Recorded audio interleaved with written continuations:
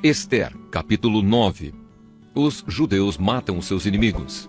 Chegou o dia 13 do 12º mês, o mês de Adar, o dia em que deveria ser cumprida a ordem do rei.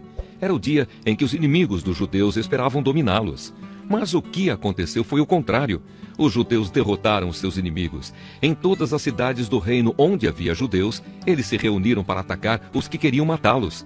Ninguém podia resistir aos seus ataques, pois todos estavam com medo deles. Todos os oficiais das províncias, isto é, os chefes dos vários povos, os representantes do rei e os governadores das províncias ajudaram os judeus, pois tinham medo de Mordecai. A fama dele se havia espalhado pelo reino inteiro e todos sabiam que ele tinha muita autoridade no governo. E o poder de Mordecai ia aumentando cada vez mais. Portanto, os judeus fizeram com os seus inimigos o que queriam. Mataram todos com as suas espadas. Não deixaram ninguém escapar. Em Suzã, a capital, eles mataram 500 homens. Mataram também os 10 filhos de Amã, filho de Amedata, o inimigo dos judeus. Os nomes deles eram Barzendata, Dalfão, Aspatá, Porata, Adalias, Aridata, Parmasta, Arizai, Aridai e Vaizata. Mas os judeus não ficaram com os bens deles. Naquele mesmo dia, o rei foi informado de quantas pessoas haviam sido mortas em Suzã. Então disse a Ester: aqui em Suzã, os judeus mataram 500 homens e também os 10 filhos de Amã. E nas províncias, quantos eles terão matado? O que é que você quer agora? É só pedir. Se quiser mais alguma coisa, eu lhe darei. Ester respondeu: se for do agrado do rei, dê autorização aos judeus de Suzã para fazerem amanhã o mesmo que tinham ordem para fazer hoje. E peço também que os corpos dos 10 filhos de Amã sejam pendurados em forcas. O rei concordou e mandou ler a autorização em público em Suzã. E os corpos dos 10 filhos de Amã foram pendurados em forcas. No dia 14 do mês de Adar, os judeus de Suzã se reuniram e mataram mais 300 homens na cidade. Mas não ficaram com os bens deles. No dia 13 do mês de Adar, os judeus das províncias se reuniram e se defenderam. Mataram 75 mil inimigos e assim se livraram de todos os que os odiavam. Mas não ficaram com os bens dos mortos.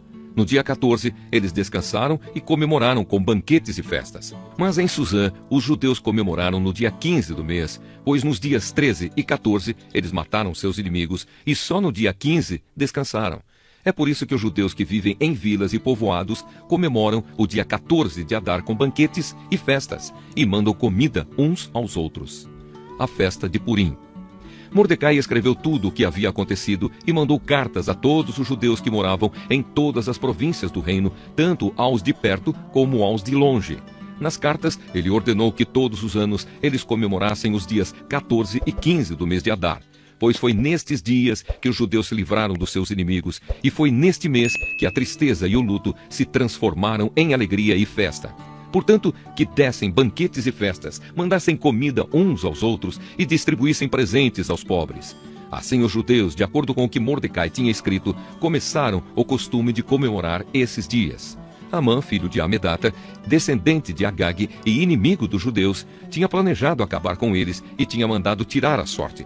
Chama-se isso de Purim, para resolver em que dia ia matá-los. Mas Ester foi falar com o rei e ele ordenou por escrito que o mal que Amã havia planejado contra os judeus caísse sobre o próprio Amã. Portanto, enforcaram Amã e os seus filhos. É por isso que esses dias feriados são chamados de Purim, que é o plural da palavra pur. Como resultado da carta de Mordecai e de tudo que os judeus tinham visto e das coisas que aconteceram, eles resolveram que eles mesmos, os seus descendentes e os que se convertessem ao judaísmo, seguiriam o costume de comemorar todos os anos esses 2 dias, conforme Mordecai havia escrito.